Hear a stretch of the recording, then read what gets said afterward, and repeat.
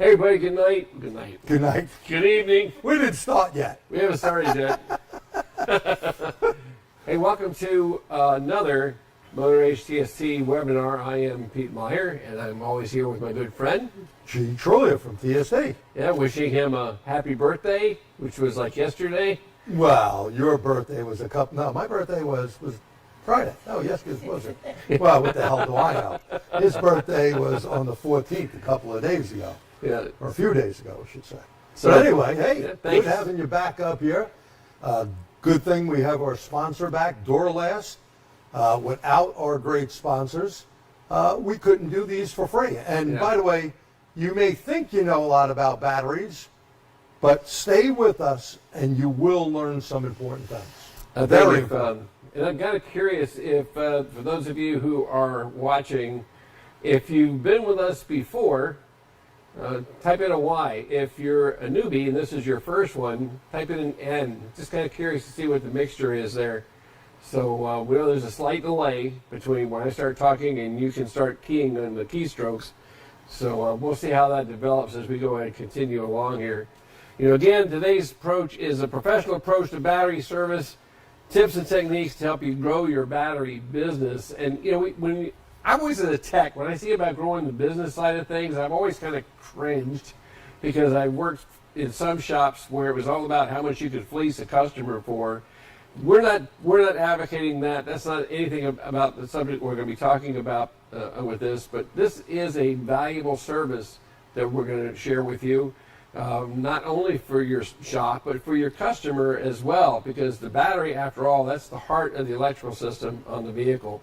And today the vehicles are getting more and more challenged when it comes to that. More and more finicky. You guys like Pierre, who's on the keyboard there, that have worked on Euro cars, and I've worked on Euro cars. Well, we've been doing special things when you put a battery in. Number one, you're not just going to put any battery in that vehicle. You got to put a specific battery. Right. Whether it be an AGM, and then we'll talk about things like coating, maybe putting the moonroof up and down, windows up and down. If you don't do it, you're going to have a problem. And we want to make sure you're aware of all these different things. Yeah. So we do make sure, again, like we said, we're featuring Duralast in tonight's webinar, and we want to thank them for that. And if you get a chance, go check them out at duralastparts.com. There's a whole lot of neat new stuff going on with Duralast. You might be surprised at what you find there. Yeah. Here's what we're going to cover. We'll talk about some of the challenges that today's modern electrical systems place on the batteries. Battery designs. Did you know that it's one of the most common mistakes that technicians make when testing or servicing a battery is not taking the time to identify what kind of battery is in the vehicle or even aware there are multiple kinds? Pete, that is a biggie. And multiple batteries in cars, because on many of them, you are going to have another battery in that system, especially start-stop vehicles. So you must be aware. And by the way, if there's a pair of batteries on a car, a lot of Mercedes or Beamers would have two full-size batteries. You change them as a pair, like you change your socks. You don't put one new sock and one old sock. The other side's going to stink a bit, right? And that's what's going to happen with the battery. Right. We'll look at that, and we'll also look at some battery ways to test the battery in the webinar. In the webinar. Blah, blah. Yes. And we're going to talk about AC Ripple. We have some information on that might kind of blow your mind a little bit. So we'll cover that as well. You know, it's not the old specs anymore. Not necessarily. Yeah. And that's true across the board. Yeah. You know, and if you have been with us before, you've heard me say this before, and you're going to continue to hear me say this for at least the last 10 years. You know, the vehicles that you guys are working on are the most highly technical, highly complex marvels of engineering the manufacturers have ever built. And today, like in the old days, if I was a little close in the point gap, I was okay. The car would run and would take the guy around town. Today, the close enough isn't good enough anymore. You either fixed it right or you fixed it wrong. And many times, the fixing it wrong part comes into play with not knowing the changes in the processes for doing the routine things that you do almost remotely. You don't even think about it. You know, you've done it so many times. You have to start rethinking some of this. And you're here. I know I'm preaching to the choir. You're getting some training on this, And that applies to everything on the vehicle. Like I tell guys now, if there's a vehicle in your bay, your make, model, and you're getting ready to perform a certain repair or service that you've never ever done before on that car. RTFI. Exactly. Tell them what RTFI Read that freaking information. Information on everything. You go in and identifying the battery. We'll go over that. Sometimes the label on the battery is missing, ripped off, whatever the case may be. You need to make sure you know that actual battery, reserve capacity, the CA, cold cranking, that's at 32 degrees, or CCA, that is at 0 degrees, and make sure that battery is the right one for that car. Yeah. You know, you had X3, X5s that had a battery upgrade from BMW, that the original battery wasn't right. And when you put it in, we'll talk about this process. Coding is basically telling the computer system, the PCM, ECM, whatever you'd like to call it, hey, Pete, I put a new battery in you. You're not going to charge at a higher rate, pick the idle up and do all that. But when you change a battery from what was original and you put something different in, now it's a programming. And the programming is going to say, this is the rating of the battery. It does a coding process as well. You still need to read the frickin' information, because it may say you must put the windows down by holding the buttons and leave them there. Put them back up. Open the moonroof. There are many people that came in here from parts stores that threw batteries in and didn't follow that. It rained or snowed, in multiple cases this has happened, and stuff came in from the open windows or moonroof. Yeah. You really need to know that. Yeah, and to reiterate, even though you might be able to put a different battery than what originally was installed, it's only what's on the approved list. You can't just say, well, I can fit this big old 1200 CCA monster in there. I got room in the box. And it was originally equipped with something like a 6 or 7. No, you can't do that. You have to still go by the OEM recommendations. And this is really the whole reason for the next few classes that we're going to be doing. It's all about your customer and making sure that you don't leave them stranded or have an issue because there was something we either could have done to prevent it or something we didn't do to cause it, all right? So just here's a few of the challenges. One of the biggest things is that, of course, everything on the vehicle that can be made electric is doing just that. I read recently where Toyota is going to be selling production vehicles with true steer-by-wire. And that means, it's like there's no mechanical linkage between the steering wheel and the front wheels of the vehicle. You're like a Nintendo steering wheel, and that's for telling the computer which way you want the wheels to turn. So that's coming. We just did the braking webinar where we showed you that it's not too far off in the distant future where all the braking action will be by wire, all electric, with no hydraulic backup. And so at a SAE World Congress years back, they actually had full steering by wire. Now, there's a lot of times at the World Congress SAE Society of Automotive Engineers, they have some very neat stuff. And why they wanted to do it? Well, what is the biggest market? Oh, it's China and India, right, for cars. So they could take the steering wheel, put it on the side, and there's not all that linkage that they have to jerk with. They could take the wheel and put it anywhere. Yeah. You've seen some of the Toyotas with the dash in the middle. It's like almost where the console is in the middle. The reason why they're doing that, all they need to do is put the wheel on the other side. And there's nothing more than wires connecting it. Yeah. So we're going that way, believe it or not. All right, and the other thing is start-stop. If you're especially your customers or you're working in an urban area, soccer mom is taking the kids to school in the morning, then she's going by to get her nails done and her hair done, then she's going to go to the grocery store, and then she's going to go to her luncheon with her girlfriends, and then she's going to go pick the kids up, and then she's going to drop them off at soccer. It's like she's on the go all the time, but they're short trips.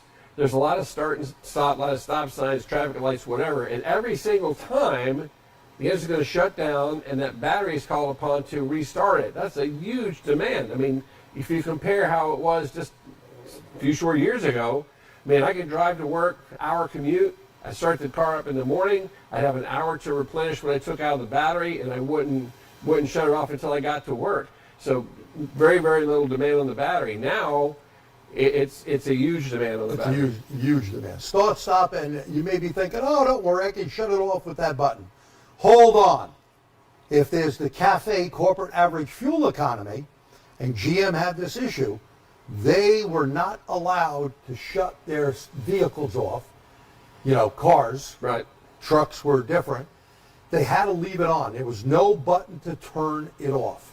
And that makes a big difference. That's a huge demand rather than maybe a battery life of 50 or 80,000 starts. You're talking a few 100,000 starts, and that changes the battery demand. This is not your father's old Oldsmobile or Pontiac or Plymouth or Saturn. They're all out of business. Your ass will be out of business, and your customer will be walking. They won't like that. So we need to make sure we put the right battery in the car. And is the AGM battery always the answer? Well, maybe not. And you'll find out just in a bit. Now, this is all leads to this term that we want to introduce. It's called cycling. So every time I hit the key or the vehicle is going to operate the starter motor, it's pulling a lot of discharge from the battery. And as soon as the engine starts, it starts to charge it right back up again. So every time you go through that discharge charge, that's what we refer to as a cycle. So what we've been explaining just a few minutes ago is the difference in the cyclic durability. How much can that battery handle in terms of putting up with that abuse and still being in service and not letting the customer down when it's time to start that car again. That's one of the reasons that you saw the development for AGM and EFB batteries, because they are much better at dealing with cyclic durability. They're much better at taking a charge, especially when they're in a slightly discharged state, and other benefits as well. We'll start looking first at the AGM battery. Now, again, common service mistake is guys don't take the time to identify what kind of batteries in the vehicle. We've got some examples up here from the folks at Duralast of both. Let's see, we'll get this little out of the way for a moment. But we've got the standard conventional lead acid battery, or I think we call it sealed lead acid battery. Sealed lead acid. And then you've got the AGM style battery. Now, what's different about the AGM is its inherent construction. It's not liquid electrolyte, it's fibered mats that are saturated in the electrolyte between the plates. So all the electrolyte this battery is ever going to need is sealed in this case. There's no way to get in there and open it up. It's all locked in there. But the other thing you need to keep in mind with these batteries is they have a very specific charge rate application, and it is not the same as a conventional battery. These don't switch out. You can't switch one for the other. For that reason, your ECM is designed to take care of the one that was originally fitted to the vehicle. If you do apply this to this, you're going to very quickly overcharge this battery. And ruin it. And what happens when you overcharge a battery? It starts to get hot. It starts to boil the electrolyte. This does have a safety valve built in. So if it does become overpressurized from an overcharged condition, it will release that excess pressure. And that's why you'll still see on many that you have the vent tube attachment that you've seen on these batteries. But it's not for normal venting. It's an emergency blow-off valve, if you will. As soon as the pressure returns to normal, that valve is going to close. And what happens to the level of electrolyte in the battery? Now it's dropped. Yeah. And if you know what happens to these batteries when the electrolyte level drops below the level of the plates, it ruins the battery very quickly. So this is something to keep in mind. You know, if you see that application misplaced or a customer's complaining about an issue with the battery being, failing prematurely, again, consider this as a cause. Is it a mismatched battery for the vehicle? Yeah, let me mention something there. One, this battery is meant to gas somewhat, so that means it's going to outgas some. This, like on a BMW, and Pierre will tell you, what do they have to the battery? A tube. And people leave the tubes off sometimes. Okay, you're not supposed to leave them off. So in case that it did overheat, they have a vent tube that when you get the replacement battery, you're not going to get the little elbow to put in there to connect the tube. You have to remove it from the OE battery and put it in, whether it's a new OE or in this case, a Duralast battery. Yeah, and another Same with Mercedes and so on. They all do the same thing. Typically, you're going to see the AGM batteries in vehicles where the battery is installed in the cabin. whether it's under the rear seat or in the trunk, and that's required.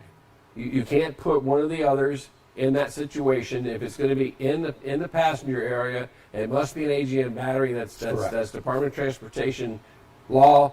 It's there to protect the people in the car. If there is an accident and the battery gets damaged, we don't want acid flying around the vehicle. Oh, so not like the old days of the Bug or the Corvette? Yeah. I remember my friend John had a cigarette hanging out of his mouth. He opened the little thing behind the seat, and boom, the battery had gas. Lucky, you know, he was near a hose, hosed him down, but the interior of his car, there was acid everywhere. Everything had to be replaced. Yeah. It was brutal. So again, that's one of the reasons you make sure you know what the application is and that you use the right battery for the application. We're not going to use one of these to replace the AGM fitment.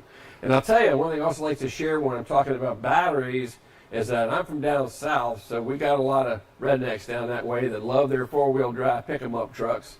And they figured that an AGM battery is better for them off-road vehicles because it's less prone to damage from the vibration. Yeah, from the jolts. The only problem is again, the charging system, the charging controls in the vehicles typically are not designed for AGM. It's too high, and we talked about that. But it also is the heat inside the passenger compartment, which is why I was kind of surprised to see what this vehicle has installed. Maybe it's because we have the box and insulation set up, but that is a factor as well. So if it didn't, don't just discourage your customer if he tells you, well, I want to take that conventional battery out and I want to stick that AGM battery into the hood of my truck. Yeah, you can do that, but it's not going to last long. You're going to have issues. You know, you bring up another good point there. So when you see an AGM under the hood, it may have some thermal stuff around it. What do I mean?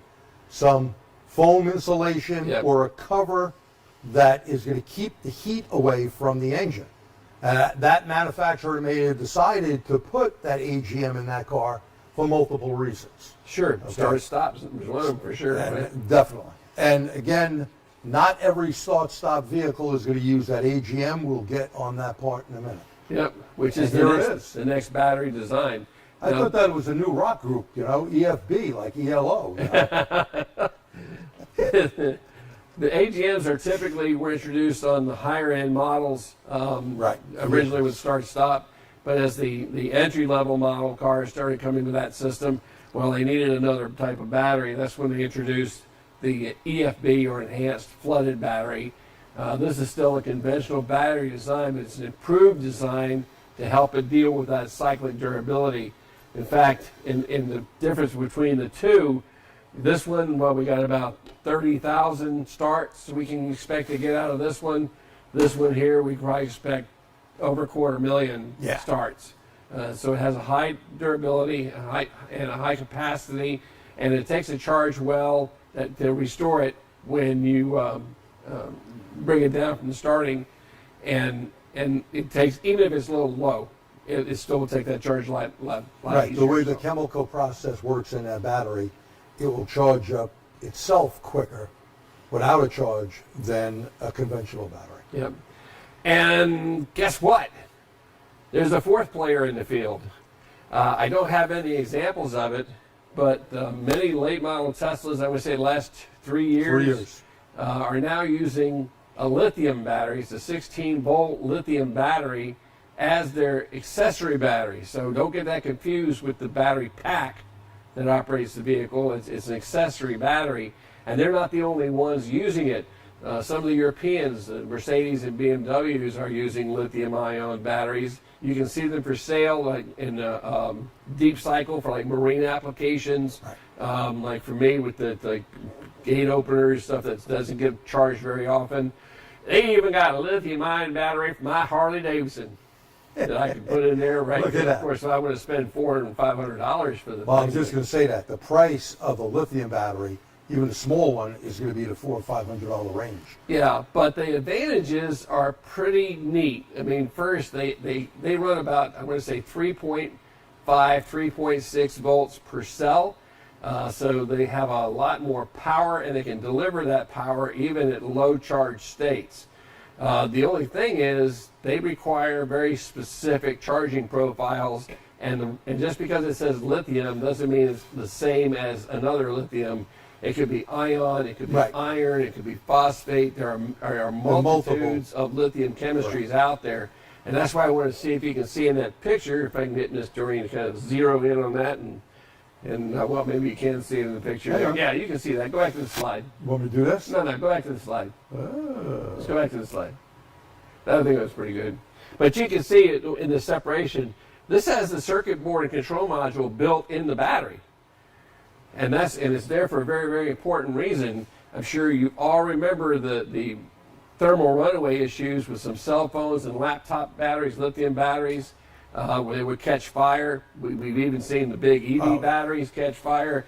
This is there to help protect against thermal runaway. There's actually first a battery management control for its charging in that particular application, and there's also two cutout switches that if it detects an issue and it gets below, I think, 20% charge, it will actually open up those contacts to prevent anything else from going on with it.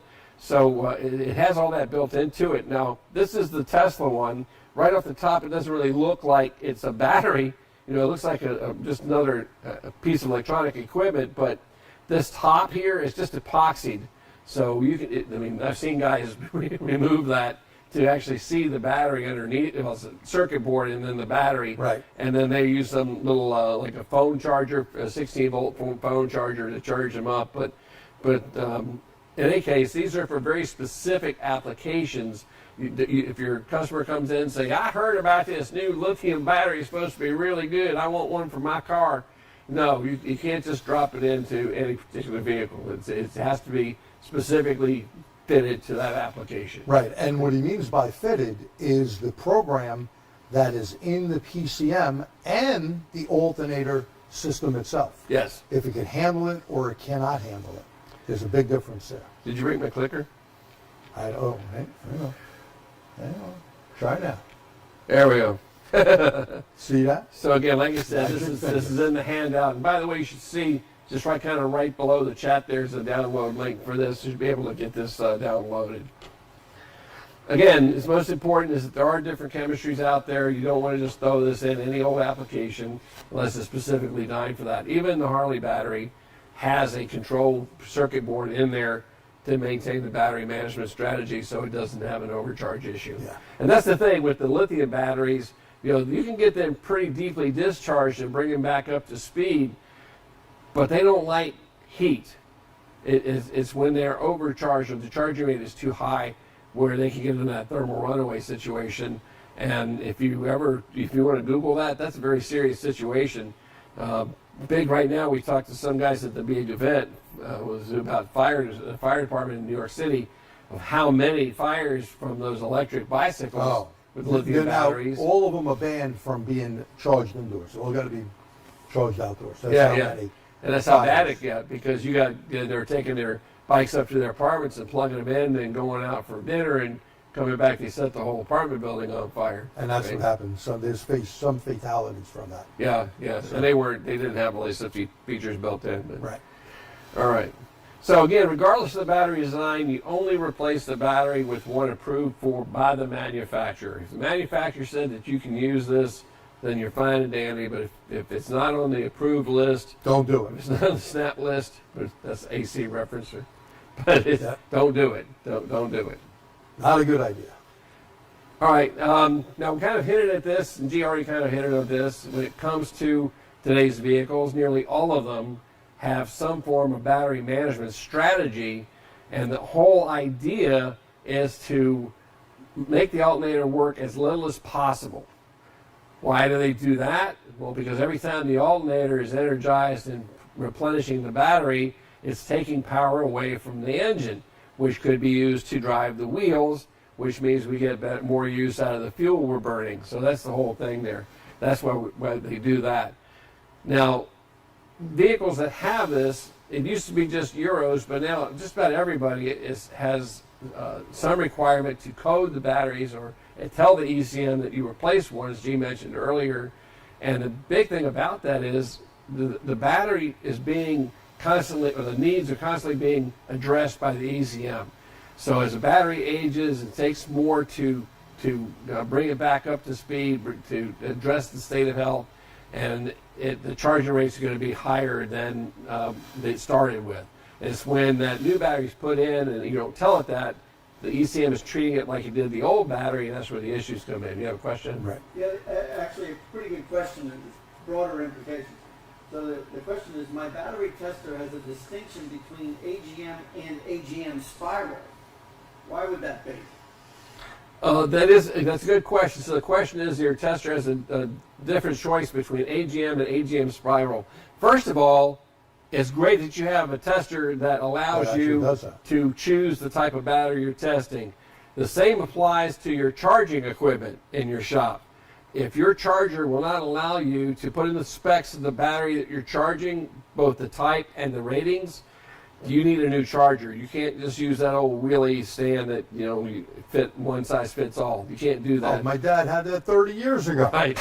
And the same with the testing equipment. If you can't put that information in, then it's no good. But to answer the question, it's just a different design in the cells. It's not exactly the same as like the Optima battery with the little cylinder gel battery. Similar to that, it's how the plates are arranged in the battery, and it is a different design. Yeah, it's probably a different testing rate as well as a different charger rate. Absolutely. We have an associated smart charger that actually goes through all those different batteries. Yeah, very, very important. Yeah. Anything else there? All right, thanks for the question. I appreciate it. Yes. All right, so anyway, like I said, very critical that you, if it's required, that you let the ECM know that you replace the battery. And and this is something else we kind of want to hit on. Back when I started, and this was way back when, Many moons ago. Yeah, I mean, that's when they had photographs in the car. Well, one manufacturer tried that anyway. And guys are probably watching going like, what the hell's a photograph? It's like, I get it. Anyway, back those days, the only real electronics was an AM radio and a cigarette lighter and the headlight. So that's how I'm dating myself here.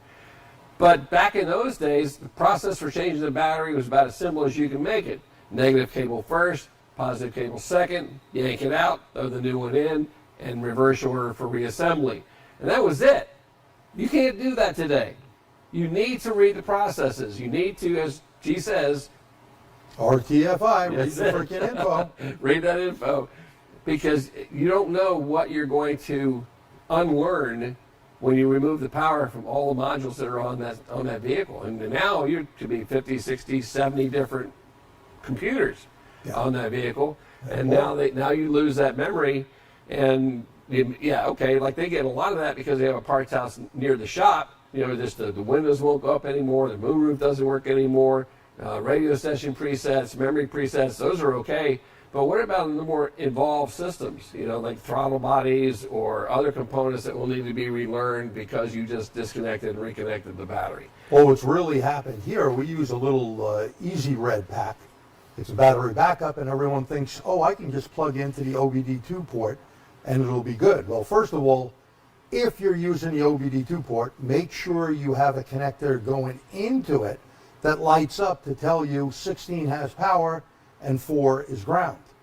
Try that on a BMW using that pack, and all of a sudden you're going to get no charging and a whole bunch of lights come on in the dash, because that's not the right procedure. They do not want you going in there. And Pierre's a BMW expert. This isn't online. The additional thing is with a lot of these vehicles is you should make the car go to sleep before you change the battery, because something that's still up and running might be shocked by the change. You might do physical damage to the electronics. Yeah, good point. Very good point. Good point. Yeah, excellent point. And how are you going to know this? You're not going to know this unless you take the time to look it up in your service information system. And I'm pretty sure that none of you are online watching, but G and I travel around the country and get to meet a lot of technicians and shop owners, and it still amazes us on how many are relying on that kind of Haynes manual for their service information. They don't have a modern service information system. You just can't do that. You have to have the information and resources you need to do the job right, because if you didn't do it right, you did it wrong. There's no gray area. Finding these functions on the scan tool can also kind of be challenging. There are battery testers now that will just lead you by the hand and tell you whether you should use a memory saving device, and if so, how, or whether you can do the relearns and what to do in that time, how to do those, so that you don't find yourself in a situation where you have a car that's no longer running right or running at all because you weren't prepared ahead of time. Yeah. Right? And sometimes, I mean, we had this here. A 2021 Ford Expedition came in, one of our neighbors, Robert, over here, and it needed a battery. He had a little light that came on his dash. We put the battery in. We used a very famous aftermarket tool, a few of them. Bill tried on that, and it said, oh, you need to do a battery run. And this is a Ford. It's not a Euro car, and this is going like Chrysler and a couple other companies have also made sure that you have to let the computer know you changed the battery. Well, we tried all these tools and couldn't get the light out. We had to hook the factory Ford IDS up, or FDRS in that case, okay? And all you had to do was do it through there, and bingo, it was done. Yeah. Now, if you don't have that, and we did report that back to a couple of the scan tool manufacturers, and don't pee and moan and say, oh, that tool sucks, it didn't do it. You got to let them know. They put some of these functionalities in a tool, but a lot of times they're not being really physically tested on a vehicle. Well, I mean, how many different model of vehicles would you have to? Yeah, you would need a huge right? beta test. Yeah. So most of the time they don't do that. But you and I, if we're working on the vehicles, we need to report it back to that manufacturer. Sure. So they can address it. Otherwise, you're going to have a problem. You don't want the customer going out with a light or a non-charging system, get stuck on the road like the screenshot that he had up here with that lady, on her cell phone being stuck in the middle of nowhere. Not a good thing. Doesn't give us a good reputation, right? Yeah, absolutely. So again, the key is if it does have to be coded or reprogrammed, make sure you follow that process, or the old charging strategies apply to the new battery, and the new battery is going to fail pretty quickly. And that's a clue too, because if you have a customer that comes in complaining that they just put a battery in a few months ago, that may be why. So if you go back into those screens and look for that coding having been performed, usually you'll see a date or mileage or both in the screens there to tell you when it was done. So if you see one that's never been done and it's got a new battery in it, then odds are that's your problem. Right. And some of them only had, I remember on the old, on Beamers and Mercedes, on the old AutoLogic tool, you would see only 3. And then you have to go out and do a special reset to get it to do more. So maybe your car lasted more than the life of what they anticipated. Of course, depending on the car, battery life could be 4 or 5 years maybe, and then you're going to have a problem. Yeah, and it depends on where you live, right? Right. Heat is bad for a battery, and maybe extreme cold. If you're really getting that oil real thick and using all those cold cranking amps, well, you may kill the battery in a shorter period of time. Yeah. And some terms that you should be aware of and familiar with when we're talking about batteries. The first one is OCV. What does OCV stand for? Well, that's open circuit voltage. Open circuit voltage is simply what you're measuring the potential across the battery posts with nothing going on. Nothing's demanding anything from the battery.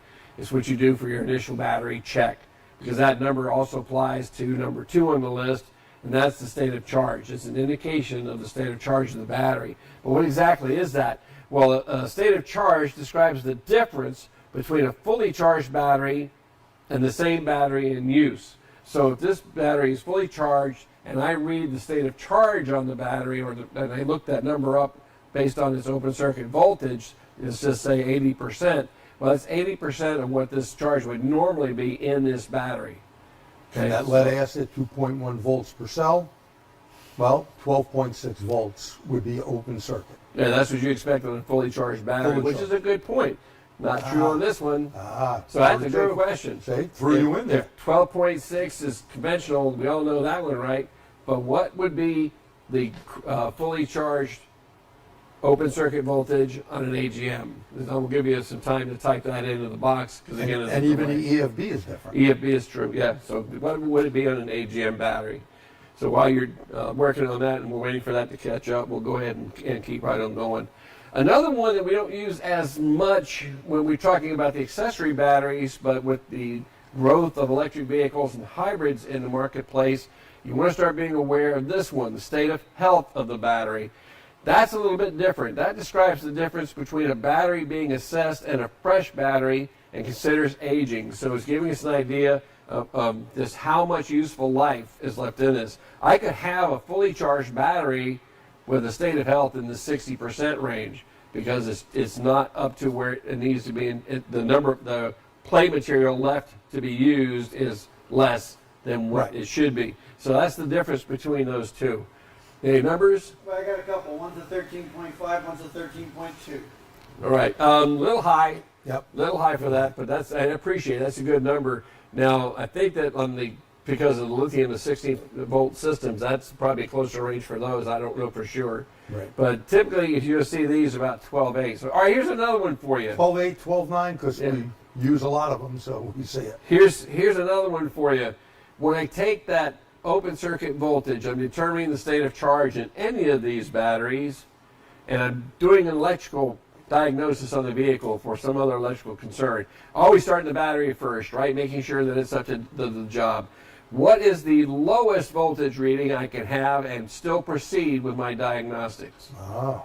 What's the lowest voltage I can see, OCV? What's the lowest OCV I can see and still proceed with my diagnostics? So we'll give you a few minutes to think about that one too. And is it going to be different from the lead acid to the AGM? No, surprisingly enough. So it makes it easier. You only have one number you got to put in.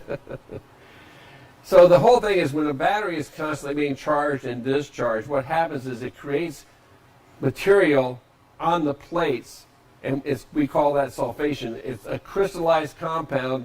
It can't be dissolved really easily. That's what the recharge process does, is it starts to break those back down again so they can recombine with the electrolyte. If we have an issue where it's been sitting too long, well, then that material builds up on there and you're not going to get it off. Right. It's permanent damage to the battery. You might be able to get some charge in there and use it, but now because of that sulfation, it's going to require a whole lot more current to do that with. And that's put some demands on the charging system that we'll talk about more in a little bit. Right? I think Pierre has some numbers for I us. got a lot of numbers, so that's should I throw them all out? Let's throw out a few. 11.5, 11.5, 11.4, 10.5, 12.4, 12.2, and 11 volts. Okay, so we got quite a range there, and I appreciate first of all you guys putting in your numbers. It always helps when we have that interaction between us. And you're all across the board, and there's nothing wrong with that because that's why we're here, right? To learn. The magic number is 12.5. If you look up on any state of charge chart for conventional or AGM and EFB, that number right there is about 80% charge, an indication of a state of charge of about 80%. If I see personally anything below 12.5, well, we're going to do some testing on the battery to further determine its condition and whether or not we can proceed, replace the battery, or charge the battery. All right, so that's the magic number, 12.5. Thank you all for playing, and we'll have a few more as we go along. Yeah. All right. Now, of course, when you do your state of charge measurement, I'm sure you've seen this, you may get a reading higher than the 12.6 or 12.8 you would expect in these batteries. And that's surface charge on the battery. In other words, you just shut the vehicle down. It's just got a little bit more in there, a little surface charge in there. So to get rid of that, just turn the headlights on for a few minutes and shut them back off again. That's enough to break that down. And you can see that on a lot of your electronic testers, that it tells you put the lights on or put the on high beam and put the fan on, the blower fan. You know, on an ASE test, they would say if it had too much of a charge in the battery, what's another thing to do? 300 amps, doesn't matter the CCA of the battery, for 15 seconds to drain that down. Nowadays, who uses a carbon pile type tester anymore? Yeah.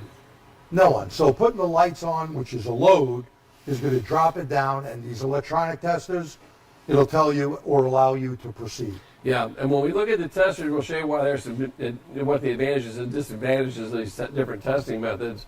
One thing we're still out right now is that no matter the battery type, if you see anything in open circuit voltage less than 10.5, you're done. You don't have to go any further. That battery's got a shorted cell, and there's no need to continue. The battery's going to have to be replaced, okay? How does that battery short? Well, that's when we get the crystal deposits building up to where they allow two or opposite plates to actually come into contact. And sometimes, Pete, making that battery fail sooner, how's the battery tray? How's the hold downs? Is the battery clamped right? Remember, that is a plus with AGMs. They can take a little more vibration, but other batteries cannot. So always make sure it is bolted in correctly. And it was kind of a one-off years ago, but BMW had a convertible that needed a high vibration battery or they would shatter in 6 months.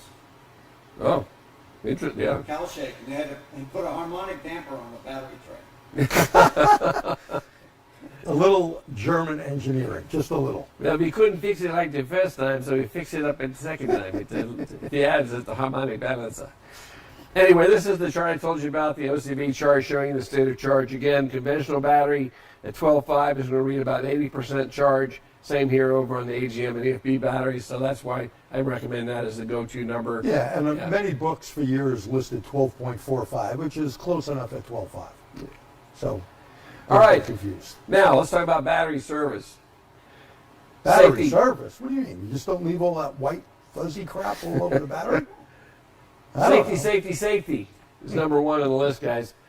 I know it sounds kind of weird, but have someone in voice range in case there's an issue. If your battery goes boom, people in the shop are probably going to hear that. But you want to make sure there's somebody there who can render aid if you find yourself in a jam.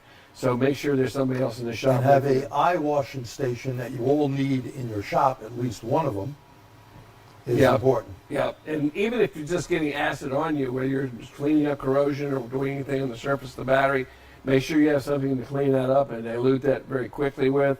Eye protection, eye protection, eye protection. Oh, come on. I don't want to be a wuss and put eye protection. Dude, I was that guy when my glass lenses, they're impact, registered, so I don't need that. But you know what? You need to think about it, and I saw a really great pictorial, I wish I should have included in here, of a paintball explosion in front of somebody's face. And even with the goggles on, it's all over the rest of his face. I don't really want battery acid all over the rest of my face. So I now when I mess with batteries, I have full face shield that I use. Got one right behind us. Right here. Full face shield. And I'll tell you a quick story, how stupid I am. I was taking a tire off a BMW run flat, and we always clean the rim up, and it was new. And I was cleaning the rim up, all of a sudden, blood's dripping down. The idiot I am, and I yell at my guys, safety, safety, safety, I did not put that face shield on. And I showed them, they go, what happened? I go, something came off the wheel. And even though it was a new wheel, something came off and went right in my lip, and blood was coming down. If that would have been in my eye, well, then it would have been tough crap on me. Of course, that applies like, if you're using a chisel or an impact or something like that, it's common sense. Yes, sir. Old wives' tale story. Putting a battery on a concrete floor, will it drain the battery? No. No. Short answer is no. I mean, that is an old wives' tale. Now, if you're a Buddy Rupert, this is a federal law. If you put a battery on the floor and you get an EPA guy or someone come in, you get a fine. Rupert had to pay probably about $1,000 because he had batteries on the floor at $200 a pop. If the battery is leaking and you put it on a rack or on a piece of wood that's not the floor, nothing can happen. I know it don't make sense. We don't make the rules. We got to follow them. So it will not kill the battery, but it'll kill your pocketbook. Yeah. Okay? Hey, never smoke while you're working around a battery. Come on. I can't have my cigarette or joint hanging out of my mouth. No vape in your mouth while you're near that. Be cautious of dropping your metal tools around the battery. And this is a story I've shared before. Way back in the day, I had a 76 Harley Super Glide. And back in those days, the battery was actually mounted near the side of the bike, right under the seat, driver's seat. And of course, if you're going to be a Harley guy, you have to have the mandatory chain wallet, right? So when I got on the bike one day, that chain came into contact with the frame and the positive terminal of the battery at the same time, and heliarched my butt to the frame. So I don't wear one of those anymore. I haven't worn one since. And I'll be honest with you, a couple of my snap-on wrenches, over the years, you're in a rush, and they got a couple of burn marks on them. And that does happen for real. You arc against something, don't leave anything on top of the battery. Yeah. Watch bands like Pierre has, so you need a cheap watch like me, Timex. Okay, keeps on ticking. Bracelets, necklaces, Oh, yeah. rings. I actually did that with a watch band Oh, in see? the 70s. I actually touched the positive post and the body of the car at the same time accidentally. I tell everyone, that works for me, if they have a metal wedding band or something, Take it off. take it off. Because I worked with a guy years back, he almost lost his finger. Now, it wasn't from a battery, but it was from an arcing wire, spark plug wire. And that thing scared the crap out of me. I never wore a wedding band ever. Yeah. Just because of that, because Dom almost lost his finger. And it may sound silly, but watch polarity on the cables. Oh. If And sometimes it's confusing, isn't it? Yeah, it can be. And if you have to jump start the vehicle, they don't go to the negative post of the battery. You want to use an engine ground as your ground point. Why? Because you don't want to take a chance that you're going to create a spark near that battery. All right, and we'll get into it when we start looking at inspection of the batteries of why that's the case. Now, we talked a little bit about this. Deep discharge is a bad thing if you're, like, for example, if you have a customer that, like we do down in Florida, a lot of snowbirds that come into town and they leave the car sit for, months on end, that battery is going to discharge over that period of time. And that's not good for that battery because that's when it's going to allow that sulfation to build in the plates and get hard and be almost impossible to remove. The same applies to any like deep cycle batteries. The same applies to your lead acid power packs, your jump packs. You should charge those at least once every 90 days to protect them, whether they've been discharged or not. Again, if you let them sit, they're going to sulfate, and then you lose charge capacity. You're not going to have the See our capacity you packs need. there? That Yep. wire gets switched between, and we got two wires, but right now it's only on one, and we do that all the time. Like I said, it's applied to your boxes as well. All right, so now let's talk about parasitic drain. Oh. Big thing Huge that problem. affects the batteries. Batteries can drain just from sitting there in the vehicle. They'll self-drain over an extended period of time. But when we have something in the vehicle that's accelerating that process, well, that's what we refer to as the parasitic drains. Now, they can be a challenge to locate, and you've heard us say more than once about checking across the fuses, doing the voltage drop across the fuses, and some other testing, the thermal imaging and things like this, and they're all good ideas. But what I want to make sure that if you download the handout, you have a little more detailed list to help you in the process, because if you don't prep the vehicle, for example, correctly before you start your hunt, you're not going to find the problem. So let's just go down the list here. Parasitic draws when any electrical component continues to consume energy when it shouldn't, even after it and the vehicle has been shut off. Now, most manufacturers have an acceptable milliamp range that it's in their specifications, which, again, why you go and Look in RTFI. Read the freaking information. It's there. I love this. It's like we've been together so long. It's like, yeah, I got you. Anyway, general rule of thumb is if you don't have the spec, you can use the RC, the reserve capacity spec on the battery.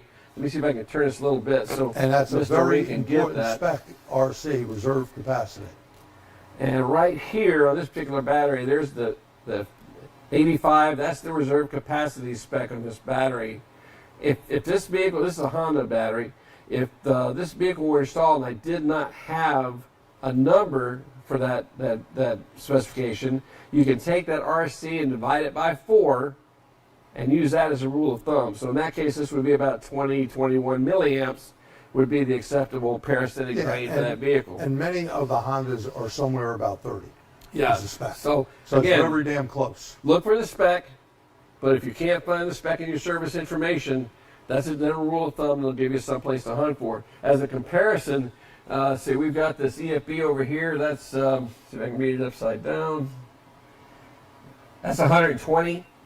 So that brings it up to about 30 milliamp range. So you can see where we're going with that. So that's just a place that will get you started. Yeah, and most vehicles are going to be under 60, but it's good to look them up. Yes. Years back, 75 was sort of the range, but you get some down to 15. Yeah. Some of the Volvos. Now, he said about setting the vehicle up. So we get a lot of parasitic drawers. A lot of people here have extra cars. They leave them around, and sometimes it's just they left it too long. In other cases, there is an issue. What we do is we make sure the hood is popped. If there's a light, we take it out, trunk, and then we open up all 4 doors and trip them. Why? Because we want to go in and actually see what's going on. Because if you open the door, it's gonna make power come on, right? You're not gonna find, maybe you had a infotainment system. We had quite a few of those pulling too much current. Okay, so always make sure you have a plan. Fail to plan to fail. Okay, so make sure setting it up. And for thermal imaging, why do we bring it in outside, inside rather than leaving it outside? We don't want any heat or cold on it. We'd like the car in a good state. First thing in the morning, that's how that vehicle gets checked. We have our meter, and most of the time we put a scope on it so we can actually plot it and see what's what. Yeah. Okay. All right, so just again, you got to review the process, like G was saying. First of all, you got to make sure the battery that's in there is any good, right? You just got to pass those tests first step. and make sure that's the very first step. Make sure that it is correct for the vehicle, that is the right reserve capacity for the vehicle before you go any further. Hey, maybe it's not the car's fault. Maybe it's the customer's fault. Maybe it's the way they're driving the vehicle. So make sure, like frequent short trips, for example, vehicles that sit for any long length of time, these are things that you get from that customer interview to see if that's a contributing factor. And any aftermarket stuff added to the vehicle. Plugged-in accessories, right? The phone charger that's still in the power outlet, that little progressive dongle in the DLC, right. or any anything of those like dongles that. could be an issue. Or the people who overstuffed their glove box and the lights on, but they didn't know it. Well, Pierre, that's like, is the refrigerator light really off or on? Well, Doreen would kind of kill me if I stuck my fat ass in a refrigerator to see if the light really went out with the doors closed, right? So we could do that by using an amp clamp, and one of the 3 wires, the white, the black, and the ground, go around either one of those 3 and see what the current draw is with the door closed and with the refrigerator door open, similar to a vehicle. Yeah, Same absolutely. Same thing. Then you got to prep the vehicle, as G was saying.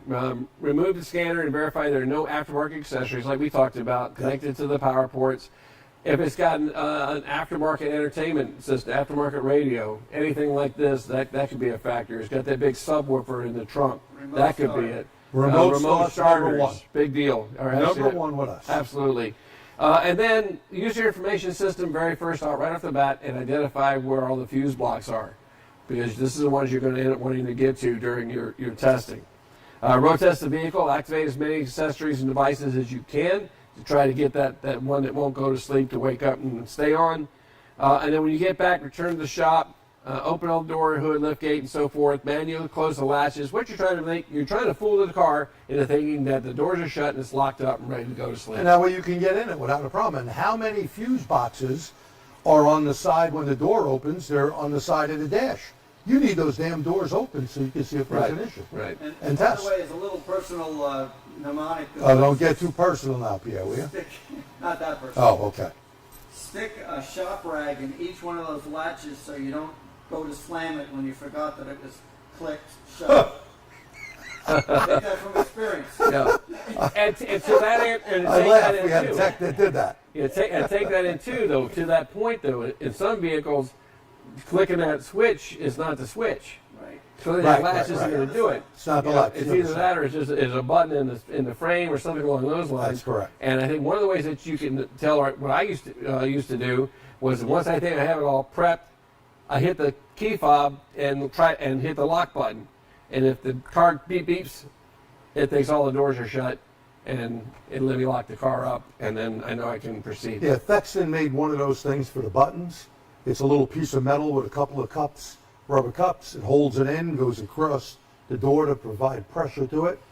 Yeah, so there's multiple things you can do, or use some good Gorilla Glue to hold it down. Yeah, yeah. I mean, worst case, you have to go in there Or and Gorilla Tape, not pop glue. the switch, right? Not glue, because Right. then it'll stay closed. Tape. Sorry about that. Had glue on my mind. All right, so once you have that, I like to use an amp probe, and I like to use my amp probe with my scope. And the reason I say that is, I mean, I have a fluke meter, and I don't think it's the meter's fault, or really a fault per se, but I do notice that I don't get as accurate a reading with my meter, my probe attached to my fluke, and I think it has to do with the lights, the fluorescent lights, because there's also magnetic fields coming off the lights that can affect that a little bit. And I want to get a good accurate measurement, so I will do that. Now, I have not made the investment yet, but G swears by a specific amp probe, the I30S. Oh, the I30S, definitely from Fluke. It'll read down accurately about 15 milliamps. It's really a good clamp, and it'll set you back. Probably is up to about $700 now. Yeah. It is excellent for low current draw. I have not found there are companies that sent me some stuff in. Oh yeah, our amp clamp does that. No, it don't. So just because you have an amp clamp or you're trying to use one of the little ones with the small jaw, if you can't close the jaw of the amp clamp all the way, you're never going to get the right reading. Right. So I swear by that. We use it all the time. You've seen many articles I've written on it. It's a great clamp. I didn't get it for free. I paid for it. It's a damn good clamp. I highly recommend it all the time. Yeah. I30S by Fluke. Which goes by, again, if you're, especially with the shop owner, and you're like, gee, here, you have a lot of that kind of work in your shop, it's an investment. It's not an expense, Yeah, we have quite a few parasitic drawers a month. Yeah, so once you do, and you want to do this for a couple reasons. First, you're verifying that the draw exists. And sometimes they're intermittent. Sometimes they disappear and come back on their own. I had a perfect example on a Mercedes-Benz that kept turning the radio on and off. And the only way I caught that was watching my meter turn on and off. But you can't do any testing across the fuses if there's no draw. I mean, if you start going down all the fuses and the draw goes away and you don't know it, you can go right by the circuit that's causing the issue. So that just helps you know that I'm doing my testing when the problem exists, right? And let's also say this, not every fuse is an ATC fuse with Yes. the top could actually take your lead probes and get on the metal part of the fuse. So Yep. there's better ways. Amp clamp is the way to go. In my opinion, the best stat with thermal imaging, you can get to the root cause a lot quicker. Right, so again, here we're going to measure it. Is it out of spec? If it's out of spec, we're going to continue with the testing. The first thing that I would do would be the voltage drop method, unless you use the thermal imager like these guys do is a very first check.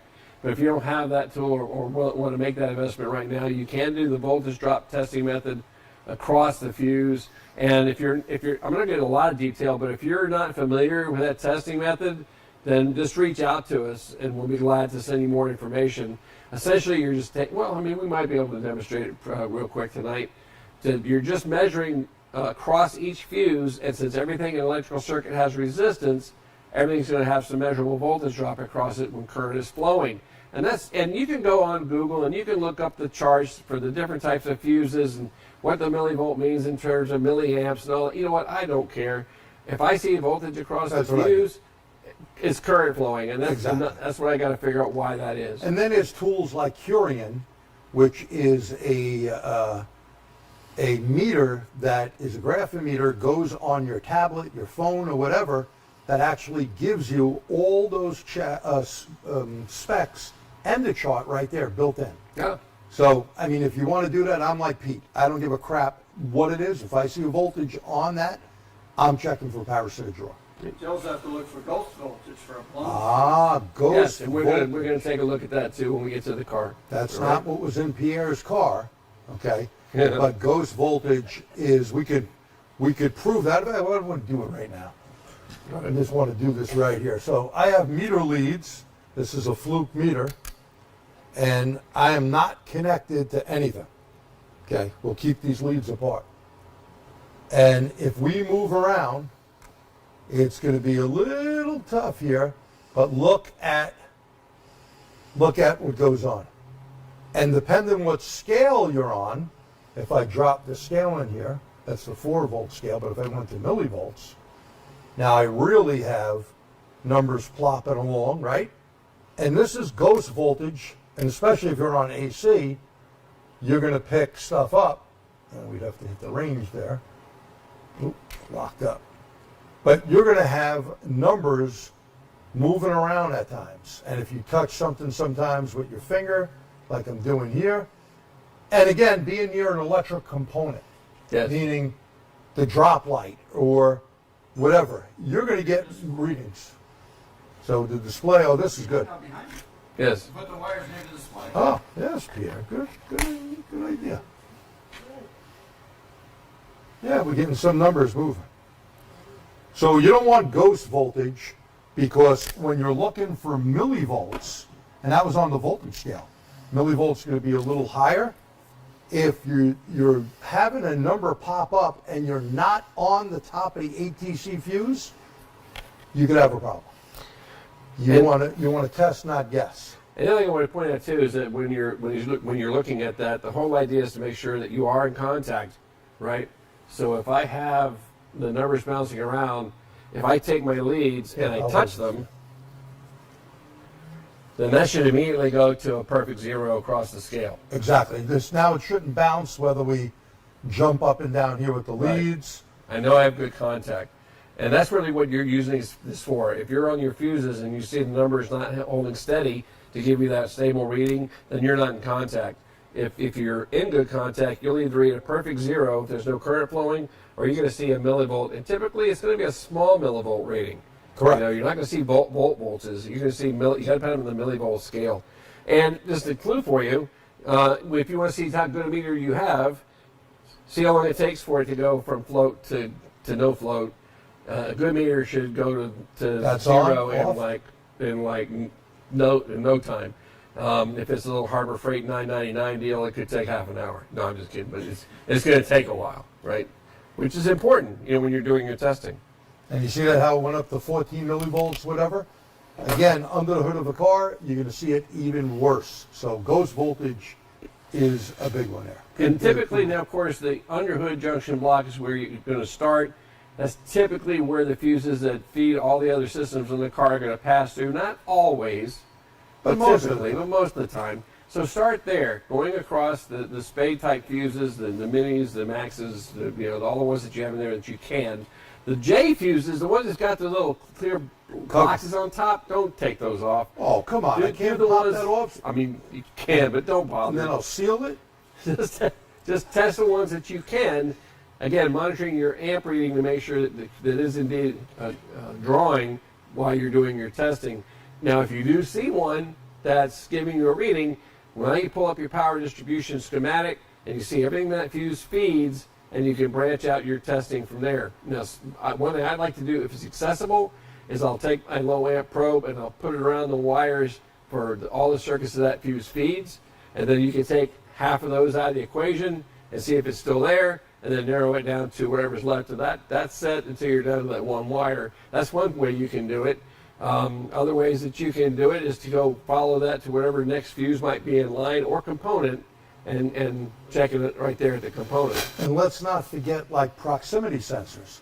There's a video we have up on the TST channel on I believe, X5 BMW, and we go around with the thermal imager, and it was a bad proximity sensor on the vehicle, okay?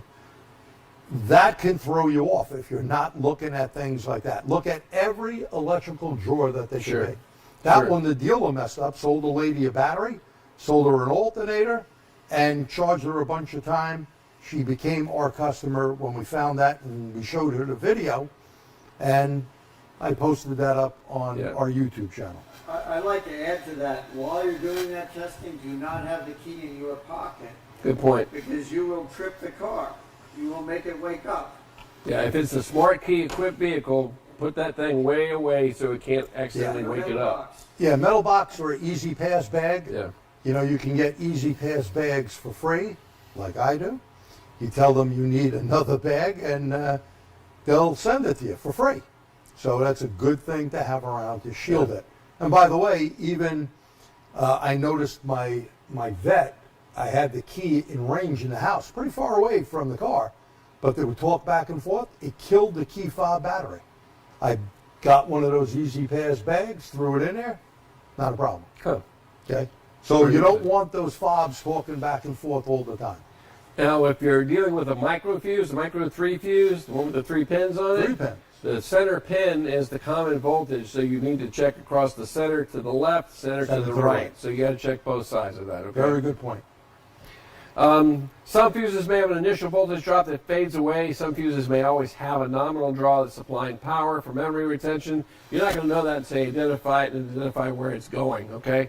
And again, we talked about ghost voltage. If you find the single voltage, we talked about that and how to narrow it down from there. If you can't identify the individual fuse, well, then you got to go old school and you start removing the J fuses until you see that draw go away, all right? And sometimes it's more than one. So watch the drop in the circuit. Okay, because you could have a problem on more than one circuit. Yep. And you pull a fuse out and you're not really looking, put it back in, go to a different one, you may just lose that problem. And before you do that, take your phone, take a picture of the fuse panel so you know where the fuses came from. Oh, As you, don't mix them up. take them out. Don't mix them up. Right? So you put it back in the same place. And compare them to documentation if somebody else has had their fingers in there. Yes. Oh, that's true. We saw a case study where there was actually a service bulletin for a tip and repair on a fuel pump relay on Chrysler products. And a lot of people were trying to bypass that with a little jumper wire from another fuse inside the panel, and that just led to damage to the TIPM. So look for stuff like that, Band-Aid repairs or improper repairs.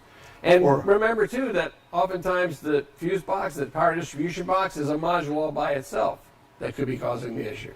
So if you eliminate everything else. Sometimes there are blanks on purpose. They don't want a fuse in there. And sometimes people have taken a fuse out and not put one back in. Yeah. We see that as well. All right. So any questions on the parasitic drain? There's quite a bit of information there. But again, you have your handout, so it's detailed for you. And you can always reach back out to us with questions if you have something after the webcast, okay? Hey, as far as testing the batteries themselves, I'm a big believer in testing every vehicle that comes into the shop. We're going to show you a couple of different ways to do that. None of them take any time. And you're doing a real service for your customer, especially the shops that are up here like we are in New York. You know, when you get in the fall and winter months start coming on, it might be just fine on that nice 60-degree day, and then the next day the thermometer goes in the 30s and the vehicle won't start. And if you had done the test, you may have discovered the weakness in that battery long before your customer found themselves in a situation where they're late for work and calling you up at 6 o'clock in the morning looking for you to come out and jumpstart the vehicle. Right? So, all right. And besides, it's good business for you. Because it's not just the batteries, but it's everything related to the system. It's the alternators, it's the belt drives, everything that's part of that maintaining that battery's health. The pulley system. Remember, don't forget, pulleys can lock up and cause an actual no start. And a lot of people think a motor has seized. Yeah. Always make sure you look at if you have a seized component, whether it's an air condition compressor that's causing the engine not to start up, or a pulley or an alternator. And we've had all of them over the years. You either cut that belt off or take it off. It's worn, we just kind of cut it off. Now the vehicle starts up, there was your problem. Yeah. All right, so let's get into actual inspection and testing of the batteries before we go into the car. Again, make sure by visual inspection that it's the right battery for the vehicle, that it's properly mounted, if there's supposed to be any insulation around it, that it's there. Hey, just one of the first things to do is just grab the terminals and see if you can wiggle the post. So we know that we've got to clean that up as part of the battery service. My question to you guys is, what caused the sulfation? Is that the only step of the repair that we have to make, is clean it up? Let's see what you have to say about that as we go along. All right, so let's go ahead and we'll go and start doing something on the car. And we have a question, what? Well, actually, it's not part of the training material, but it asks, who is the manufacturer of Duralast batteries? I do not know.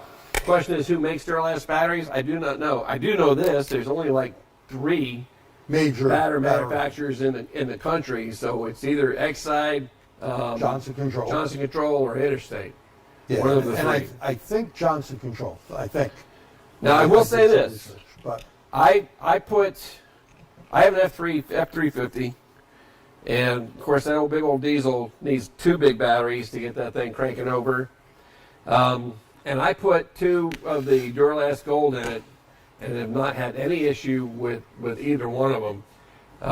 And granted, it's part of their sales pitch, but I think it still exists. When your customer buys a gold battery from you, they also get a roadside assistance package, which is covers pretty like nice. flats or jump starts or runs out of gas or whatever. So yeah, is that something that's nice you can offer your customer when they buy a battery from you? Sure. So just kind of look into that and see if that's the case with your local AutoZone, the home for Duralast products, unique to AutoZone. So and see if that's still the case. I'm pretty sure that's still the case. hey, another thing, Pete, it's staring me in the face here. So all these batteries have a date code on it. You don't want that battery to be hanging around more than a year. The battery should be flipped out. You see, this is 4 of 23. So if this was, let's say, 4 of 22, hey, that battery's old already. Okay. Now, they do keep them in the store sometimes on maintainers like we do here as well.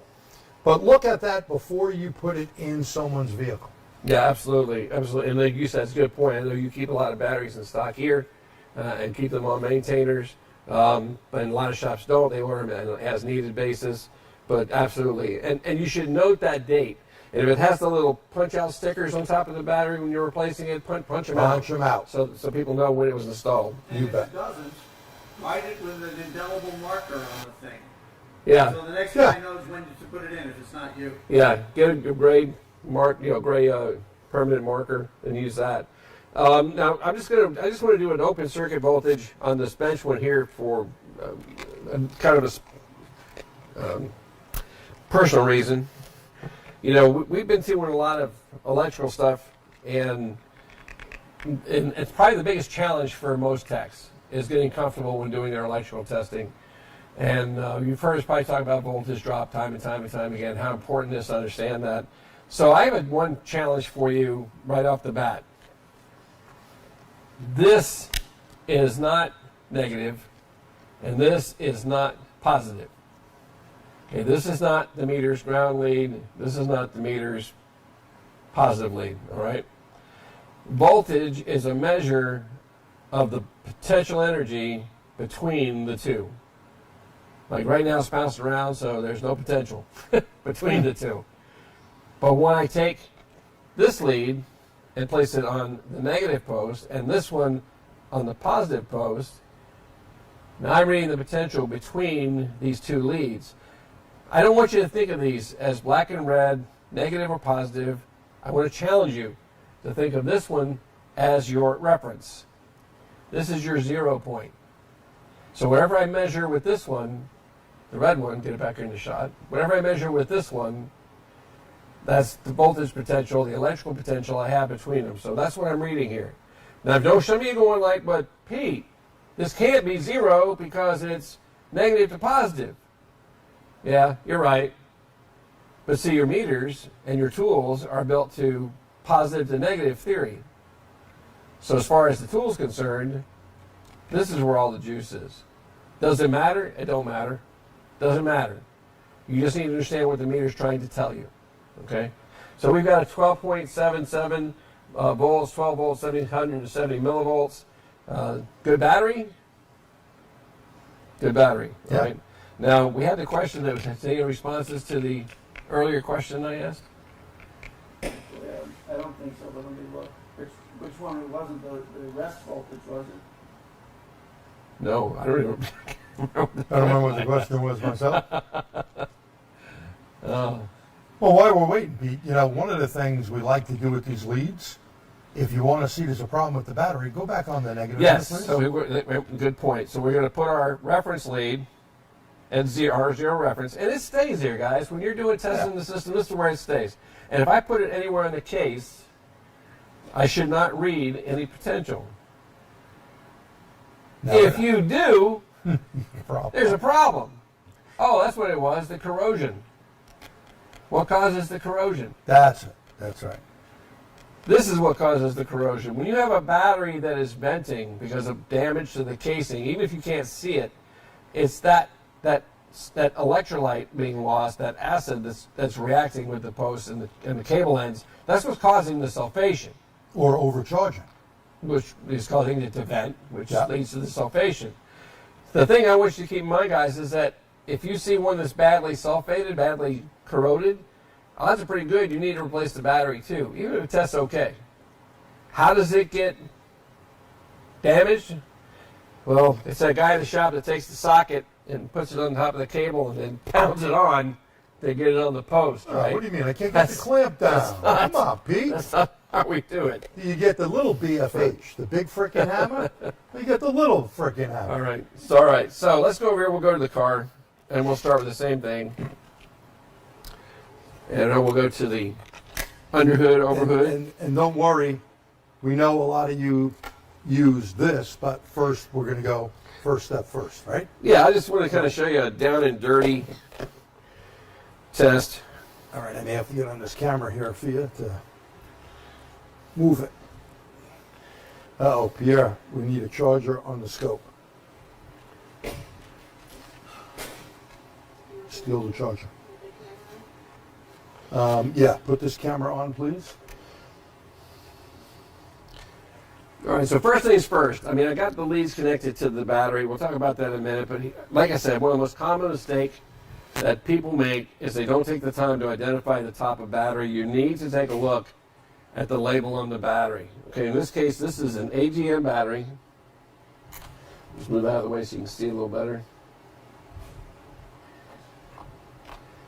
Okay, this is an AGM battery. And then we have its ratings. It's 80 amp hour. Its reserve capacity, 155 minutes. So if we're going to say 155 minutes, if we didn't have a spec for reserve capacity, we'll be saying, rule of thumb, divide that by 4. That's going to be roughly 40 millivolts that we could use as a spec. We have our cold cranking rates on this. It's an 800 amp battery. And these are all the numbers that have to go into your tester, as we'll show you when we do the conductance test. But I wanted to show you right now, we'll just kind of zoom out that for a moment. So you can see the meter. And what we're going to do now is we're going to make sure we have our meter connected. Remember we said about that ghost voltage? We don't want to see it bouncing around.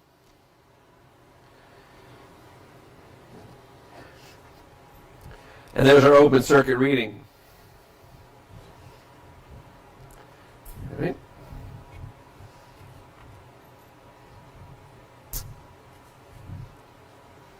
Yep, 12 Okay. 12 volts, point. 730. Right, so, and we're in good shape there, right? I mean, maybe a little bit of a surface charge, but no, not really. This is an AGM battery.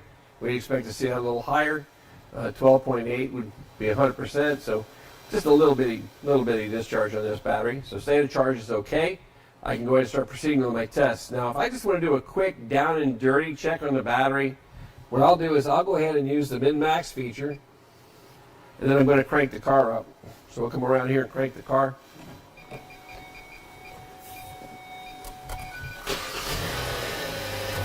And I might do that 2 or 3 times.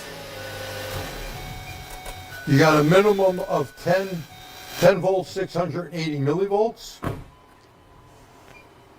You got an average 1264 and 1451. At least 1 volt over the charging rate, telling us basically the charging system is working. Yep, and so the first number, the min, 10.68. yeah, that's your loaded battery voltage, right? That's like if we put a load on it with the carbon file tester. What's going to load it better than the vehicle itself? So we're reading 10.7, and that is a good number, right? We're all taught 9.6 is a bottom line number for voltage, for loaded voltage, so well above that. And then when we go back to the max number,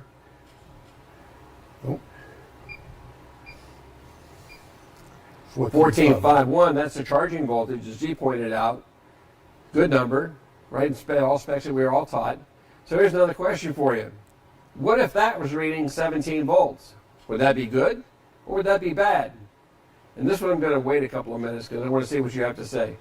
And that's a good question. And Pete, you know, on the 9.6 on older vehicles and dependent on the battery, newer ones 10.1. Absolutely good point. AGMs, EFBs, 10.1. 10.1. And temperature dependent. Oh, Yes. yes. That's Yes. correct. Yeah. But older batteries was 9.6, newer ones 10.1. Be careful on an ASE test. If they don't give you the 9.6, you go with the 10.1. They give you the 9.6 and they'll give you 10.1, you go with that. Good. That way you'll be set. So any responses? Tick, tick, tick, tick, tick. And what's the One is number? bad, one is 17 volts is fine, one is good, one is bad.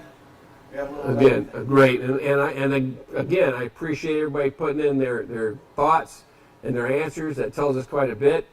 Yeah, if you can put me back on the screen here. Awesome. Look at that. That's a good looking guy. No. But that's a great answer. And how do you know if that's a good number or not? You have to. RTFI. There it is. Read the that freaking freaking information. You got to look up the spec. Now, I almost got bit by this many years ago, which is why I always make a point of it now. We talked about battery management strategies and how the systems today are going to let the alternator work as little as possible. And one of the ways they do that is that right off the bat, they'll put in a higher voltage charging rate to very quickly bring that battery up for its next start-stop cycle. It's only for a little bit, but it could be just long enough for your meter to capture that as the high value when you're doing what I just showed you. So I've seen some guys replace alternators based on that reading alone, and there's nothing wrong with the alternator. It's a normal feature. It's the way it's supposed to be. But the only way you're going to know is if you take the time to read up the process and the specs for the vehicle that you're working on today in your bay. I really can't stress this enough to you guys. I know it sounds like a broken record, but I don't want to see you make a mistake that could end up costing you a comeback or costing you money just because you didn't take the time to read a few pages in your service information system. Take the time. If you don't do it right, you did it wrong, right? So Correct. All right. And I'll tell you this on that 17.1, it's a lot on newer vehicles. Remember, they are actually monitoring the battery to the PCM to see what is that battery case temperature. Once battery case temperature goes over 125 degrees Fahrenheit, and they're doing that test by conductive resistance. So a lot of times if my vet is sitting around a while, you start that thing up, you will see a charge rate 17.1, maybe 17.2, but drops down relatively quick as the voltage goes back in that battery. Because they want that battery to be replenished as quick as possible. Absolutely. All right. So the next test we're going to do is using the Medtronics. This is a Medtronics version of a conductance type tester. These are really nice because the battery does not have to be fully charged to test it. Even if it's low, all this does is it passes like a very small AC voltage through the battery, and it gauges how much useful plate material there is. In other words, what part of the plate material isn't sulfated, to give you an idea of what the state of charge is. But key to this is that you got to put the right information in. So we're going to go to the menu. I'll tell you what, we'll put this down here and use the overhead camera. Yep. Let's switch to this camera. There we go. I think we can see that okay. I Yeah. don't know, can we? Yeah. I'll zoom in on there.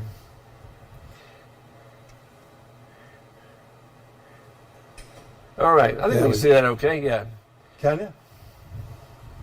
Go down a little more, maybe? You got a little light in the background there, but go ahead. Yeah, that's better.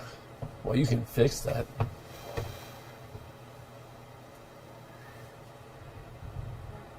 Yeah, I got to hold it. Okay, All right. no big deal. So anyway, all right. So it's already selected for perform test, right? So we'll hit the enter. In vehicle, and this is where you be careful. Here it's okay, I'm going to go in the clamps, it's in vehicle. Out of vehicle is right on the battery post. That's ideal. What you don't want to do is go to the jump lugs under the hood for a battery that's in the trunk. No. That you don't want to do, because now you have all the resistance in the cable to overcome. So we don't want to do that, all right? All right, so we're going to select enter, and now it's going to tell us what we're doing. Top post, side post, or jump start post. This is pretty good. This tool actually gives you that option, but I'm not telling you to do that. It's an automotive battery. And now we have our types. Regular flooded, conventional flooded, AGM, or AGM spiral. Now, interesting to note here, EFB is not listed. This is an older tester, so it's not equipped to do EFB batteries. So if we were dealing with that type of battery, we wouldn't be able to use this tester. So we'll go to flat plate, which was what we have. And now you have your choice of what spec you want to use. So it depends on the battery that you're using. For example, we have a DIN number here on this battery. SAE and EN are the same. So we're going to select CCA. Excuse me, get up there. Whoop, I had it there. CCA and enter. And now we got to pick the number. Remember that was 800.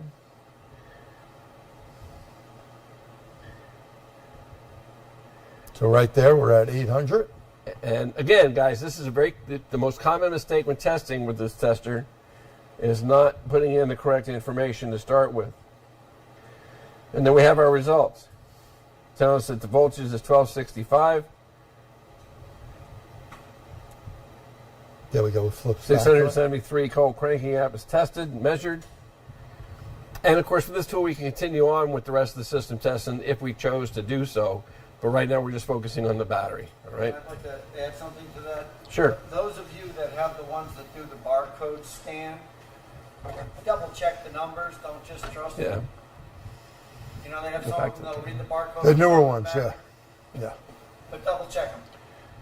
All right. So again, this is a really good tester, type tester to use. And many of the newer ones, I know, for example, I've used the Autel quite a bit. I mean, it gives you all the steps in it, you know, for that vehicle. It'll tell you if you do have to code it, how to code it. You can code it with the tool. If there's going to be an issue with memory relearns, it'll warn you of that ahead of time. All of that's kind of built into that. It's kind of a nice Launch has feature. one like that as well. Yeah, and a lot of these are a very reasonable price and go sometimes in a package with the scan tool. Yeah, and again, if you're in business and you get the printout and you can give that to your customer, you're not trying to fleece their pocketbook. You're doing them a service. Yeah. And this is something else I always try to share with techs. When you're not feeling well, you go to a professional that's supposed to know how to help you with that, right? If you've got legal issues, hopefully you go to somebody who is a professional and can help you with stuff like that. If you have, well, I do my own plumbing, but you know what I mean. It's more than we needed to know. Don't get personal. And your customers come to you for that reason because they expect you to be the professional and they want to take advantage of your expertise, your training, your knowledge. Because let's face it, they don't know anything about this car. They have no clue of the technologies involved and what makes this thing work. All they know is it's broke and they need it fixed, and that's why they're coming to you. So give them the full benefit of that. Help them avoid situations where they're going to be stuck or have an issue or have a problem that they really didn't have to have. That's our job. That's our job, all right? So the last one we want to show you is one that we use the scope to do this test. And because we are fortunate to have not only the Vice President of TST here today, we also have Automotive Test Solutions Tech Support Guru, Pierre Rispo, with us, and he's going to show us on the Automotive Test Solutions scope how this works. And guys, I also want to say this too. We're going to use this scope today. We are never here to sell anybody anything, all right? If you buy a Duralast battery, I'm sure the folks at Duralast will be happy. I don't get any commission on it, so it's no skin off my nose, right? So, you know, that's fine. That's fine. The Medtronics, if you buy a Medtronics tester, that's your choice. When it comes to tools, typically what we share with you are things that we know from working experience are going to make you money and make your life easier. All right. Now, guys who know me know I'm used to my Pico, so I do a lot with that. And I also have the automotive test solution scope that I use. And there's just some nice features of that some guys don't really give a chance to, because it is a little different in how it's operated.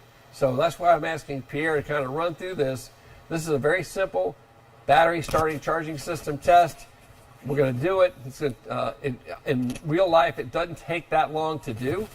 And what I like about it is that this is one of the few tests that you can use that can help you discover a cell that has a sulfation issue that you don't find necessarily with some of these other testing methods. This is an issue that could cause premature alternator failure because of the extra demand on the system. And this is one of the few things that you can do to tell you that. Plus, there's a lot of information in a very short time. So for that, Mr. Pierre, it's all yours. Take it All away. right, actually, while I'm on camera, before we just look at the scope, I want to show you, so we're using a high amp clamp, and this is true of anything you do with a clamp, with an amp clamp. You want to make sure it's on. We already checked, I took the battery out earlier and checked it with a voltmeter, because you can't always trust this little green light. By the time it's not green anymore, you've probably already had this thing go out of scale. So I always check it if I'm uncertain, I take it out and test it with a voltmeter. So what I'm going to do is I'm going to hook this, I'm going to hook it onto the tripod. No, I'm going to, you want to hook in the e-scope, you want to hook the ground wire, the black wire, always to battery negative before you start doing anything else with the scope. In this case, we're going to be using one channel, in this case, channel 1, to the positive lug on the battery. And then amperage is universal in a circuit. So you could be on the positive or the negative side. I'm lazy. I want to use the easiest one to reach, which happens to be the negative on this. Yeah. Just keep in mind when you go around the negative cables or the positive cables that you go around all the cables. Yes. Not just one, but and all by of the way, cables. when you're talking about something like Pete was talking about with 2 batteries, you may have to do this test twice. You have to look at your cable routing. Oh, before you put that on there, Pierre, let me just show him one thing. If she can see that. Can you see right inside there? Yeah, it's got a plus. This is giving you current flow direction. And what this tells you in this case is that we want that arrow facing the positive battery post. So when we go to the negative battery cable, we actually want this pointing away from the negative battery cable and back to the other side of the battery. Makes sense? So that when your current is displayed on the screen, it's oriented properly. Now, here's the kicker. We're used to seeing current patterns go up when we're using them for comparison, when technically they should be shown going down as a discharge. So I'm going to put this the other way around so that we see it going up, okay? So I'm going to point this towards the negative battery cable, or towards the negative battery post. And that should give us the orientation. Take it off there a second, Pete. I want to do something here. So, and the jaws are closed, right? On the scope itself, I have to hit a 0 button for that channel so that I have zeroed out any interference or any slight difference in output from the amp we clamp. talked about like parasitic drape. Yeah, right. Yeah. And you want to zero it out. But in this case, there's a 0 knob on the amp clamp, but we haven't zeroed it there. So if I wanted to check that on the meter, I hit the 0 button and I should see 0. Very simple. But if you miss that step, you'll confuse yourself. And Pierre, you want to show them the setup for the clamp. So what I did actually is I took these settings that I wanted to use. This scope has the ability to save custom setups.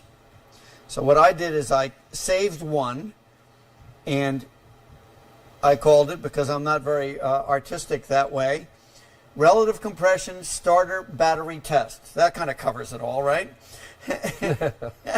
So I have that as an item. I said, okay, and now, instead of the 500 volts that is the default value for these channels, and I only have it set for 2 channels, even though it's it has more channels than that in the scope. 20 volts for the one that's going to be on the battery, plus or minus, 600 amps for the amp clamp. And now I want to make sure it's zeroed. And you see the difference there, 66 it had prior, Yes. and when you hit it, it went to 0. So now it is ready. The only thing is, if you were sloppy like I am most of the time when I do this, you put it on the clamp without even looking for the little plus sign. And if it's upside down, you can hit the invert button on the scope. Yeah, and that's, and that's true true of with most, most scopes. most scopes Yeah. can do that. And over 0 when it's not connected to the... But not connected to the around the wire, but nearby Yes. in that environment. Because if you have something magnetic around that, so actually, can you go to the camera a second? Just magnetism and electricity are kind of married to each other, right? Electricity, that is current flow, creates magnetism. Magnetism sweeping over a wire or a conductor creates electricity. All this is doing is measuring the magnetism and using a little, circuitry to output a voltage to the scope. That's all it's doing. Yeah. So if you don't have that relationship correct, your numbers will be wrong. Now, what's nice about the fact that he has this as a preset, and most scopes will allow you to set up these presets. A lot of times when we talk to techs and how many are using scopes, we get a lot more hands than we used to going up in a class, but more that tell us how they have a high-end tool like a Virus or a Launch or Autel scan tool that have very capable scopes built into them, but the scope leads are still sealed in their original wrapping. They've never even been taken out of the box. So what I'm encouraging you to do is, if that's your case, or even if you are a scope user that uses it once in a while for diagnostics, is to fire that thing up first thing in the morning when you come in, just like you do your coffee pot and your air compressor. So when you need it, it's ready, and do what we're going to show you on every single customer card that comes in. If you're new to scopes, first of all, it's going to help you get comfortable with your tool, and you start to know what known good is normal looks like. So when you see abnormal, it's going to stand right out for you, and you get comfortable with the scope. And you're doing a very valuable service for your customers, we talked about earlier, right? So. And one more thing that makes it a little easier on vehicles with clear flood, all you have to do is push that gas pedal to the floor and it'll just keep cranking. It won't fire up like this car's going to do. Right, and actually hold it there. And you have to hold it there, There's right? about 80% of the vehicles have clear flood. Not everything, and anything over 8,501 pounds does not have to have clear flood because it's not OBD2 compliant. And not my BMWs because, they're BMW. All right. You got to make your life harder. Yeah. So we got the amp clamp set up. Now what's next? Now, we could do this as a triggered scope on our scope, but that's actually a little probably beyond the purview of what we're doing here. In this case, Pete and I were discussing this earlier. We could have our, for example, our amperage on one scale, because it's a big number, hundreds of amps in rush and then down, and our voltage on a much lower scale, and you'd have them together. But for our purposes today, and you'd trigger it so you could set it so you could walk around to the car and do your clear flood, and it would capture it. In this case, I would set channel 2, as I have it here, for say 300 amps as the triggering channel. Therefore, only that initial 300 amp inrush would trigger the one sweep, and then it would just go across. You'd actually have to have more time than I have here because I have like 15 milliseconds. But in our case, let's just do it as a deep record. So we're going to set it as a deep record, and then Pete, if you will, just fire it up.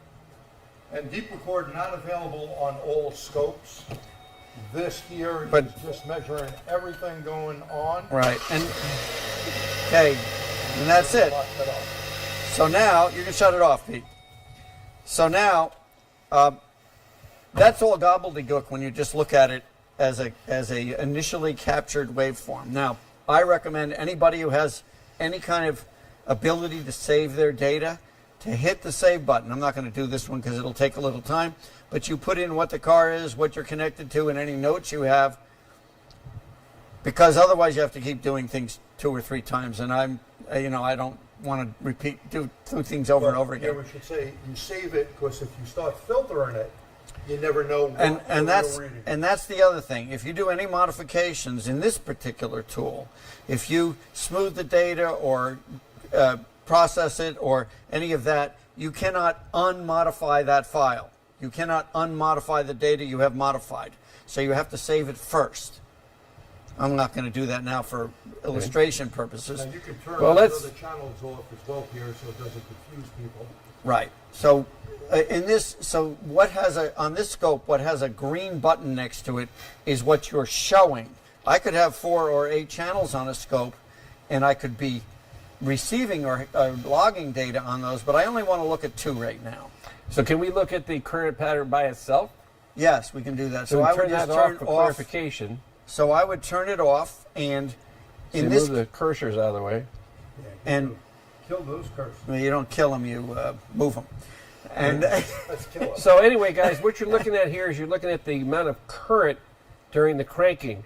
And if we go and look at that very peak of it, you're going to see it's very, very high. 750 amps, even though Okay, it's only a which- supposedly 600 amp clamp. And what I want you to remember when you're looking at this is what you're using to measure it with. You're using a tool that can see things in microseconds.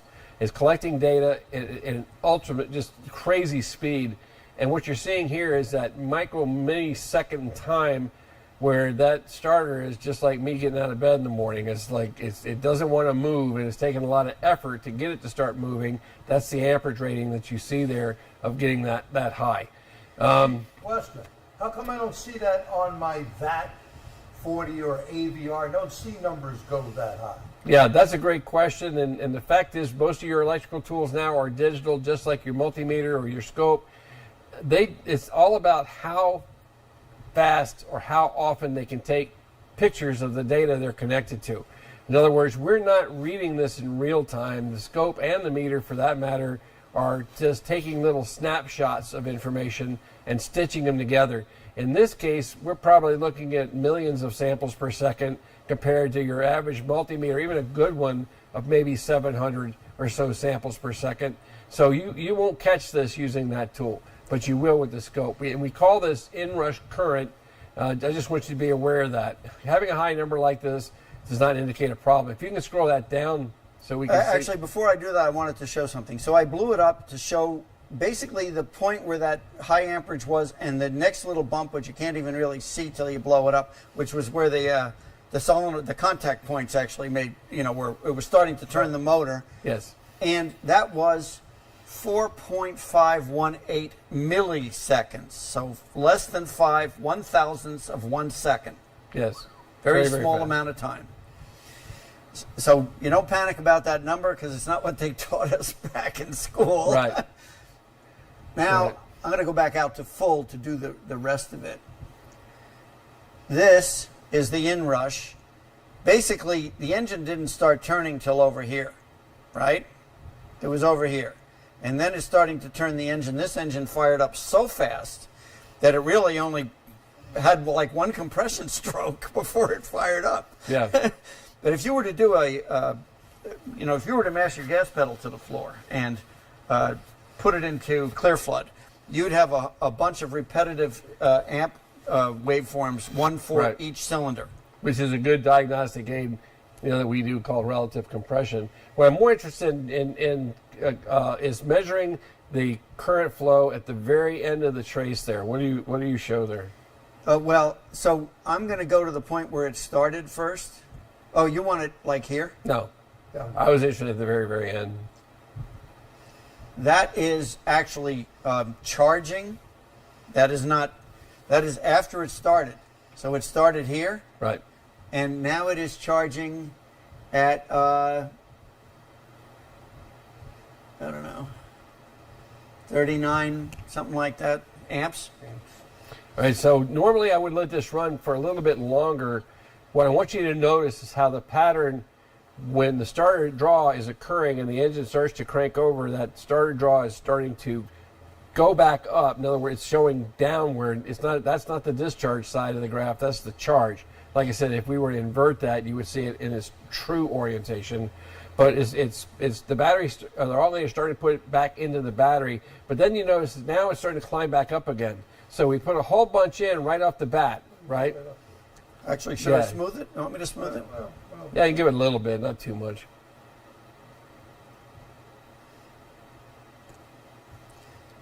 All right. Maybe bring that up where we can see I that. think blow it up a bit. Can it? Just here? Yeah. Yeah. Yeah.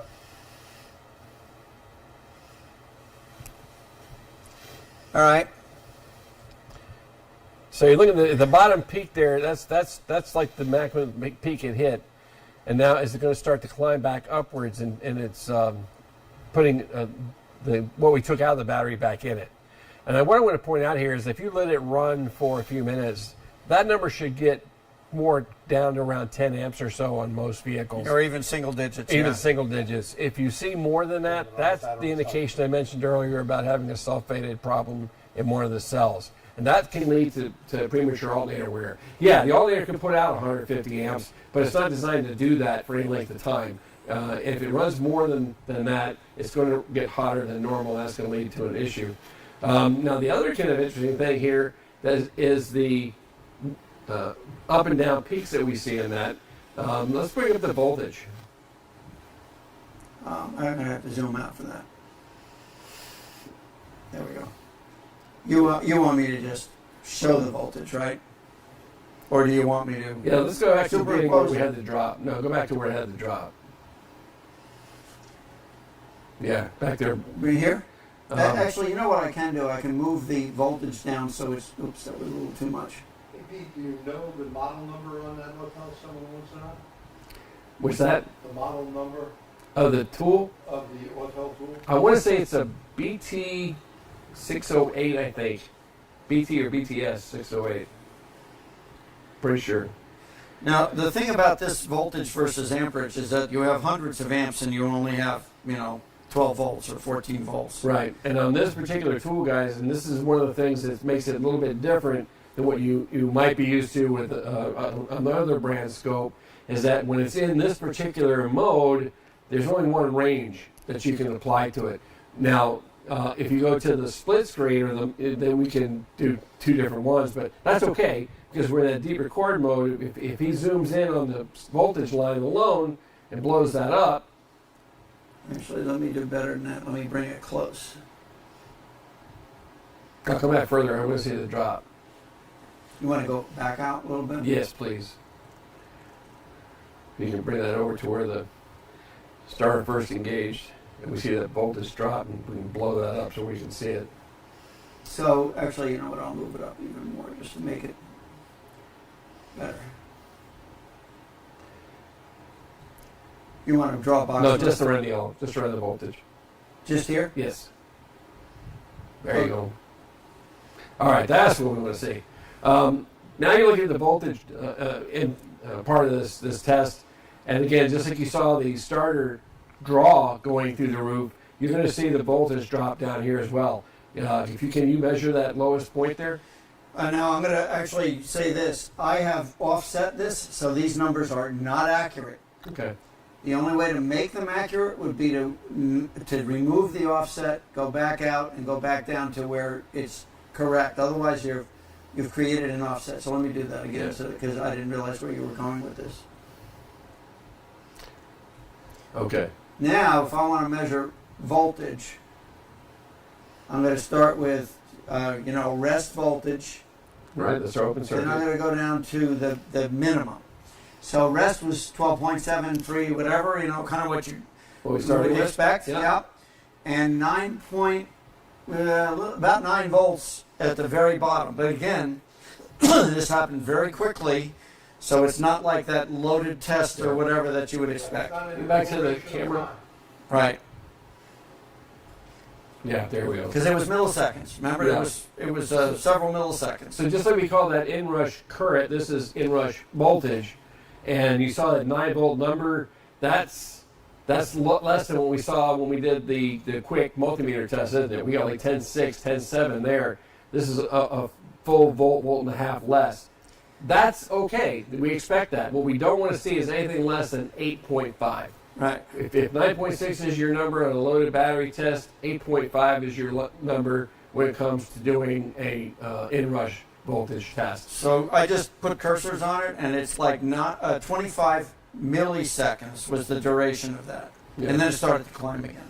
So very quick. And as he pointed out, if we were to just say, hey, okay, next let's do it with the clear flood mode and see what we get in terms of relative compression, we can, there's a lot there, is what I'm trying to get at a point across here. There's a lot of information in that few minutes that it took to capture that information on the screen. So that's really what we want to stress here. So I like using the scope for a variety of reasons: the accuracy, the ease, being able to show that to your customer, keep any records, print the screen. Here in G Shop, the Dropbox is all shared by the computers in the shop, so everything they get, they can keep a copy of for the customer for their own records. Very good idea. And again, it helps you get comfortable with your tool. Hey, while you're at it, if you got a few minutes, well, hey, let's hook up to a coil or a solenoid or something else under the hood and see what that looks like. We could look at AC ripple, right? Oh, that was the question we didn't answer. Yeah, so let's talk about that. Not going to go ahead and set the scope up for that. The question that we had earlier was, you're usually taught with AC ripple that 500 volts or 500 millivolts was the max. Okay, that's not necessarily true anymore.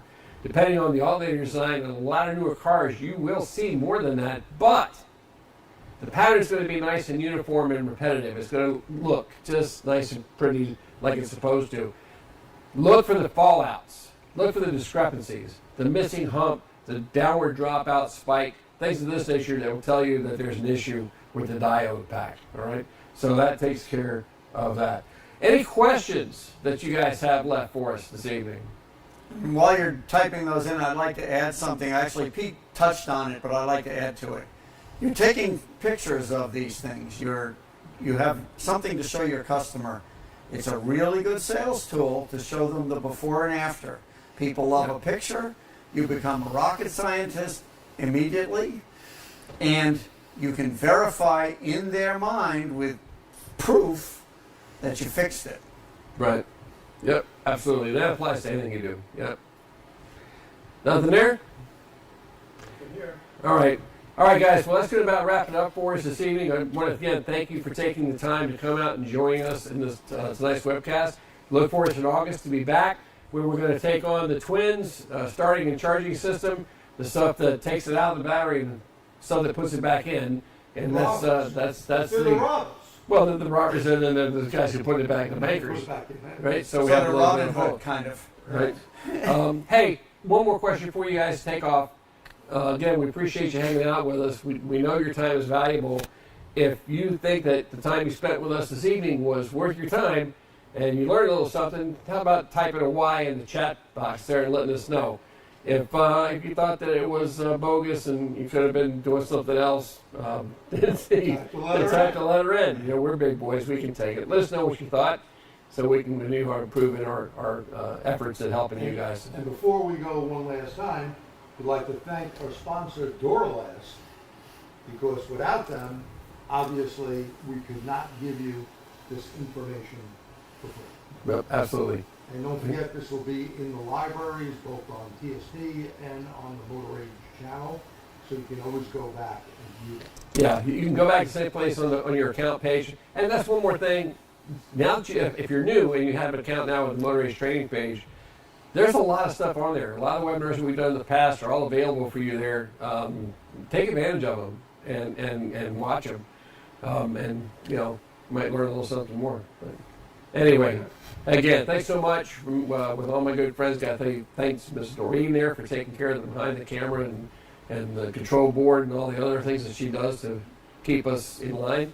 And, of course, to my good friend G, who's still recovering from a little something here and there. And then, of course, Pierre for lending his expertise to tonight's discussion. So until August, have a great night and happy Father's Day to all you fathers out there. And since we won't see you before then, happy 4th of July, too. Oh, Yep, happy 4th of July. America's birthday. Happy birthday, America. That's it. Good night. Good night.